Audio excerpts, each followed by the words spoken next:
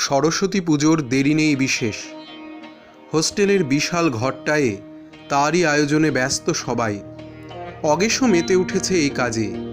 চন্দ্রভূষণ বাবু দাঁড়িয়ে থেকে সব কিছুর তদারক করছেন। পুজোর দিন সন্ধ্যাবেলায় ছেলেরা নাটক করবে। মহারাজ মনীন্দ্রচন্দ্র নন্দী আসবেন। চারিদিকে সব হই হই ব্যাপার।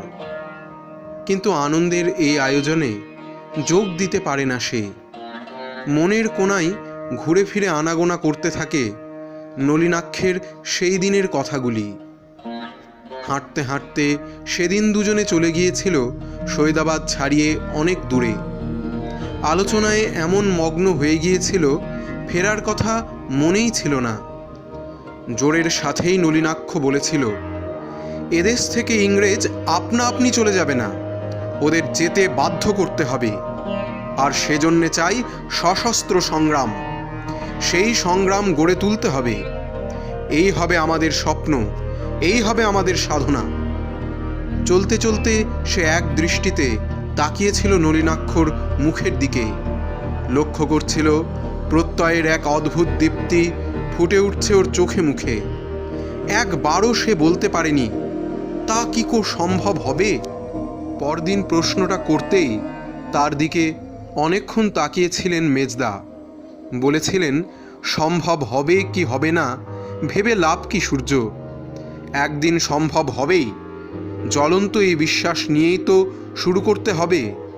তারপর খানিক থেমে বলেছিলেন, মাতৃমুক্তি যজ্ঞে নিজেকে সমর্পণ করতে পারবো, এর থেকে জীবনের বড় পাওয়া আর কি হতে পারে।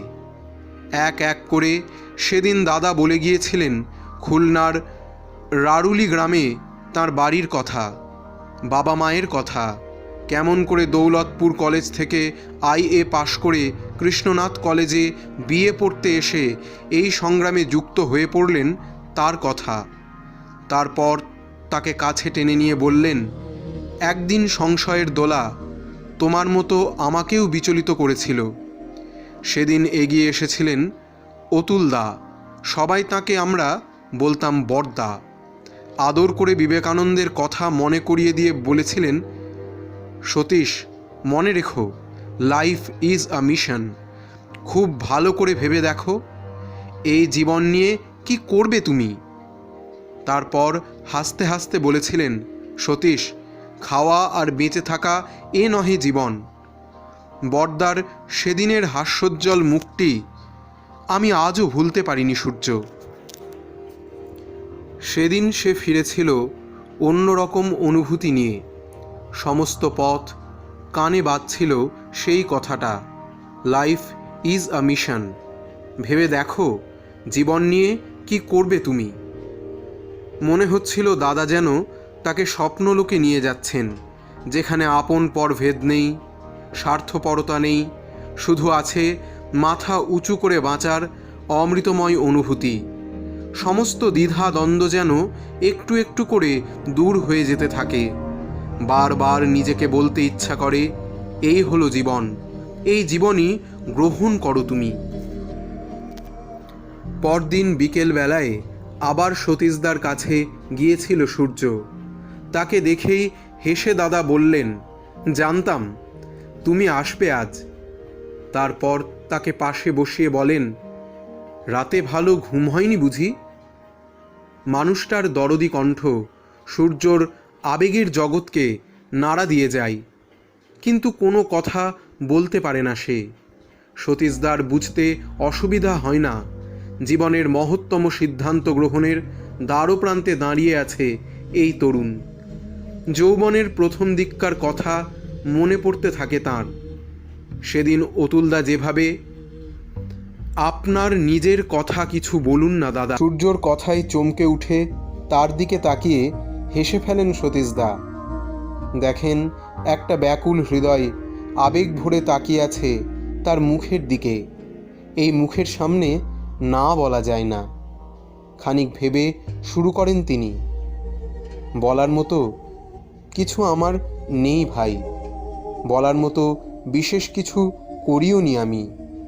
যৌবনের শুরুতে অতুলদার সংস্পর্শে এসে সেই যে ভাবতে শুরু করেছিলাম, ক্ষমতা তোমার যত কমই হোক, তা নিজের জন্য ব্যয় করো না সতীশ। সেই মন্ত্র বুকে নিয়ে এখনও পথ চলার চেষ্টা করি ভাই। আর যদি কোনো মহৎ প্রাণের সন্ধান পাই, তাকে এই মন্ত্র দিয়ে যাওয়ার চেষ্টা করি। সতীশদা আর কিছু বলতে পারেন না, চুপ করে বসে থাকেন অনেকক্ষণ। তারপর সূর্যর হাতটা নিজের হাতের মধ্যে নিয়ে ধীরে ধীরে বলেন, আসবে তুমি আমাদের সাথে? কোনো কথা বলতে পারে না সূর্য। সতীশদা শুধু অনুভব করেন তার হাতের মধ্যে সূর্যর হাতটা আবেগে থরথর করে কাঁপছে। পরাধীন দেশে নিদ্রার নেশা কাটাইতে হইলে এমন কর্মের বন্যা সেই দেশে আনিয়া ফেলিতে হয় যে দেশের লোকের হৃদয়ে সর্বদাই পূর্ণ উদ্যোগ, দৃঢ় সংকল্পমূলক অদম্য উৎসাহ, আশা নিরাশার সীমাতীত নির্ভীক উদ্যম উজ্জ্বলভাবে বিরাজ করিবে। ভাবের গভীরতা, বর্ণনার সৌরভ, চিন্তার সহজ স্বচ্ছ প্রকাশ মুগ্ধ করে সূর্যকে। প্রতিটা শব্দ যেন তাকে টেনে নিয়ে যেতে থাকে অজানা এক পৃথিবীর দিকে। মুগ্ধ হয়ে সে পড়তে থাকে, মুক্তি কোন পথে? যে কর্মকে অবলম্বন করিলে উদ্যোগের তাড়নায় স্বার্থ শিকল আপনি খসিয়া পড়িয়া যায়, সে কর্মকে আশ্রয় করিলে সর্বদাই তীব্র উদ্বেগের শাসনে বুদ্ধি তীক্ষ্ণ ও জাগ্রত হইয়া থাকে। যে কর্মকে আশ্রয় করিলে মৃত্যু সান্নিধ্য দুর্বল আশা নিরাশার গ্রন্থি ছিন্ন করিয়া অপূর্ব নির্ভীকতার আলোকে হৃদয়কে পূর্ণ করিয়া ফেলে। যে কর্মকে আশ্রয় করিলে উৎসাহ নেহাইয়ের ওপর স্বার্থ বিসর্জনরূপ মুদ্গরাঘাত পড়িতে পড়িতে দেশে প্রকৃত মনুষ্যত্ব সর্বত্র সংগঠিত হইতে থাকে। দাসত্ব নিষ্পেষণে মৃত্যুগর্ভে নিমজ্জমান ভারতবর্ষের পক্ষে সেই সুমহৎ কর্ম কি তাহা বুঝিতে কি কাহারও বাকি আছে? যেদিন দাসত্ব উচ্ছেদকারী কর্মস্রোত ভারতবর্ষে প্লাবিত হইবে, সেদিন হইতে ভারতবাসীর গভীর নিদ্রামগ্ন অসার দেহে নবজীবনের সঞ্চার হইবে। শেষ করে যখন সূর্য বাইরে এসে দাঁড়ালো, তখন রাত আর বিশেষ বাকি নেই। হোস্টেলের পেছনের ফাঁকা মাঠটার ওপারে বিশাল আমগাছটার মাথার উপর একফালি চাঁদ দেখা যাচ্ছে। প্রকৃতির এই শান্ত সৌন্দর্য সে উপভোগ করতে পারে না। তার মন জুড়ে থাকে একটাই চিন্তা, দাসত্ব উচ্ছেদের এই কর্মপ্রবাহে নিজেকে এবার সমর্পণ করতে হবে। কিন্তু কিভাবে এই কর্মস্রোতে ঝাঁপিয়ে পড়বে কিছুতেই ঠিক করতে পারে না সূর্য। অভ্যস্ত জীবনের গতানুগতিক কর্মধারায় হাঁপিয়ে ওঠে সে। নিয়ম করে কলেজে যাওয়া, পরীক্ষার প্রস্তুতি নেওয়া, মাঝে মাঝে ভাগীরথীর তীরে গিয়ে বসা, একঘেয়ে এই জীবনের বিরুদ্ধে সূর্যর মন বিদ্রোহ করতে চায়। সেদিন কলেজ থেকে এসে হাত মুখ ধুয়ে সবে বিছানায় বসেছে, হঠাৎ হুড়মুড় করে ঢুকলো পশুপতি। চোখ কোটরাগত, চুল উস্কো ঘুস্কো, মুখে খোঁচা খোঁচা দাড়ি, রাত জাগার চিহ্ন স্পষ্ট। বোঝা যায় ওর শরীরের ওপর দিয়ে ঝড় বয়ে গিয়েছে। ঢুকেই বলল, এক গ্লাস জল খাও দেখি। জল খেয়ে গ্লাসটা টেবিলের ওপর নামিয়ে রাখতে রাখতে বলল, কাল ভোরেই আবার যেতে হবে। মানুষের যে কি দুর্দশা তা চোখে না দেখলে বিশ্বাস করা যায় না। কাদের কথাও বলছে তা বুঝতে অসুবিধা হয় না। সেপ্টেম্বরের প্রবল বর্ষায় ভাগীরথীর নির্মম বন্যায় সব হারা অসংখ্য মানুষের অসহায় বেদনার কথা তার অজানা নয়। মনে হয়েছে বারবার ছুটে যাই ওদের কাছে, গিয়ে দাঁড়াই ওদের দুঃখের মাঝখানে, ভাগ করে নেই ওদের বেদনা। কিন্তু কোনো উপায় দেখতে পাইনি, শুধু অক্ষম বেদনায় ছটপট করেছে বারবার। কিন্তু আজ যখন শুনল পশুপতি গিয়ে দাঁড়িয়েছে ওদের মধ্যে, তখন আনন্দে গৌরবে বারবার বুকটা ফুলে ফুলে উঠতে থাকে তার। রাত থাকতে যখন রওনা হলো দুজনে, তখনও আকাশ মেঘাচ্ছন্ন, বৃষ্টি পড়ছে টিপ টিপ করে। অনেক কষ্টে কোনো মতে যখন এলাকায় এসে পৌঁছলো, সূর্য তখন মধ্য গগনে। চারদিকে জল আর জল। প্রকৃতির নির্মমতায় মানুষের অবর্ণনীয় দুঃখভোগের মর্মান্তিক দৃশ্যে চোখে জল এসে যায়। অন্নহীন, আশ্রয়হীন, উপায়হীন মানুষগুলো পুত্রকন্যার হাত ধরে একটু মাথা গোজার ঠাঁইয়ের জন্য এদিক ওদিক ছোটাছুটি করছে। খোলা আকাশের নিচে বসে চোখের জলে বুক ভাসানো ছাড়া এদের কোনো উপায় নেই। তারা পশুপতি, জ্ঞানেন্দ্র, অতুল, দেবেন্দ্র ও সে, এই কজন কী বা করতে পারে? কতটুকুই বা তাদের ক্ষমতা? তবু এই সামান্য শক্তি 10 গুণ 20 গুণ উদ্যম নিয়ে ঝাঁপিয়ে পড়তে পেরেছে মেজদার জন্য। যত দেখে ততই অবাক হয়, বিস্ময় বোধ হয়। কি শান্ত, কি ধীর স্থির, কি অফুরন্ত প্রাণশক্তি! মুখে হাসি লেগেই আছে। 5 জনের কাজ একাই করছেন। সতর্ক করে শুধু মাঝে মাঝে বলেন, সাবধানে কাজ করো কিন্তু। একদিন মেজদাকে জিজ্ঞেস করেছিল, এই সর্বনাশা বন্যার হাত থেকে কি আমাদের মুক্তি নেই দাদা?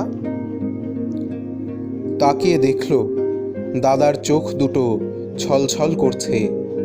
কোনো মতে বললেন, প্রকৃতির এই মার থেকে কে আমাদের রক্ষা করবে বলতো?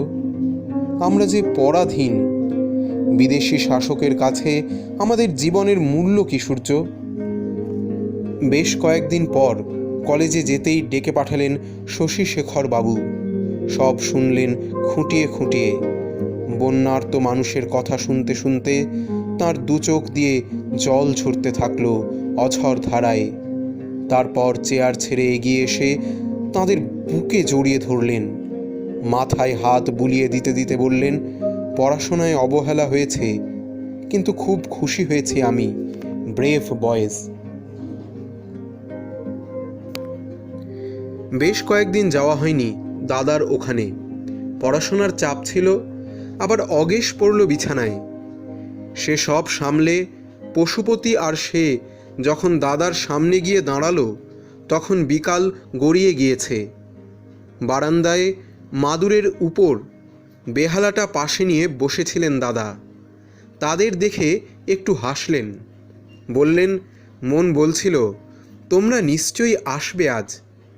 তারপর পশুপতির দিকে তাকিয়ে বললেন, শোনাও তো সেই কবিতাটা, বহুদিন শুনিনি তোমার মুখে। একটু ভেবে শুরু করল Pashupati. O sun, today thou saidest liberty, the light of freedom on mankind. Move on, O Lord, in thy resistless path, till men and women with uplifted head behold their shackles broken and know in springing joy their life renewed. এই রকম খাত্রতেজ দেখেছিলাম যতীনদার মধ্যে। মৃত্যুর আগে টিগার্টকে বলেছিলেন, tell the people of Bengal that Chittapriya and I sacrifice our lives in vindicating the honour of Bengal. যতীনদা আমাদের কি বলতেন জানো?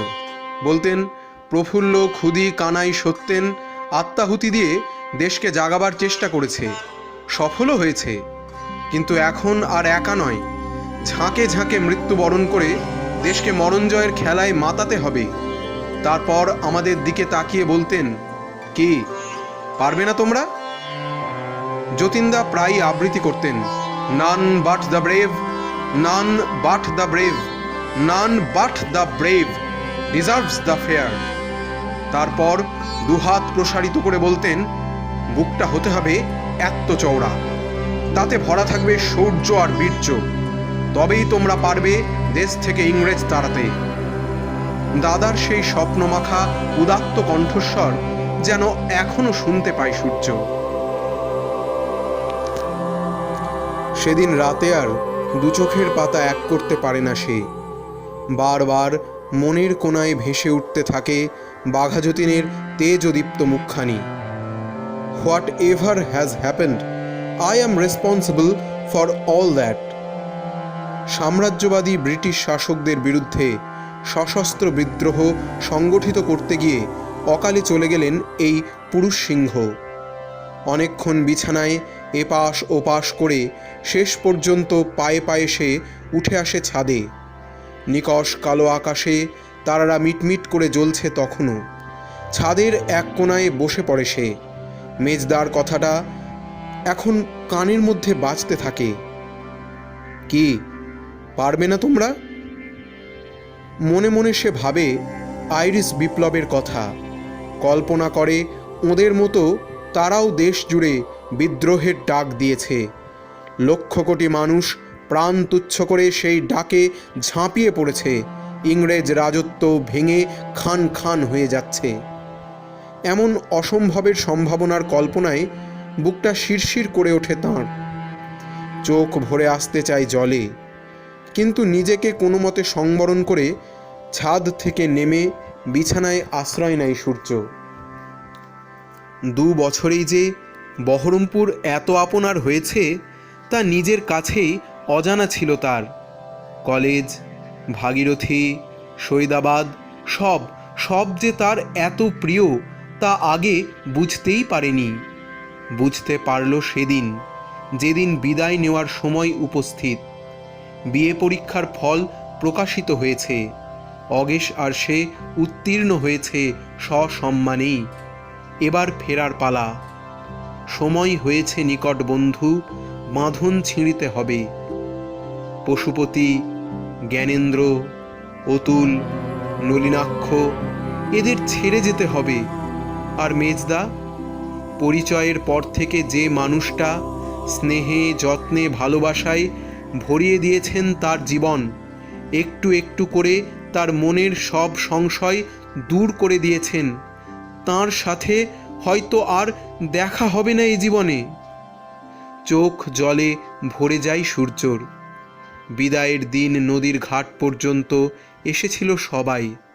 তার বেদনার কথা অজানা ছিল না দাদার। হাত ধরে পাশে টেনে নিয়ে বললেন, এই তো আমাদের জীবন ভাই, এই তো স্বাভাবিক। আমাদের জীবনে স্নেহ ভালোবাসা প্রবাহমান নদীর মতো। এক জায়গায় বদ্ধ করলে তাকে হত্যা করা হয়। তারপর হাতে হাত রেখে বলেছিলেন, তুমি এগিয়ে যাও সূর্য, অনেক দূর যেতে হবে তোমাকে। যেখানেই থাকো দাদার এই কথাটা মনে রেখো। প্রণাম করে বিদায় নিয়ে স্টিমারে গিয়ে উঠেছিল সে। নদীর ঘাটে দাঁড়িয়ে থাকা সাথীদের দিকে আর ফিরে তাকাতে পারেনি। শুধু অনুভব করেছিল অনেকগুলো সজল চোখ ঝাপসা দৃষ্টি নিয়ে তাকিয়ে আছে তার দিকে।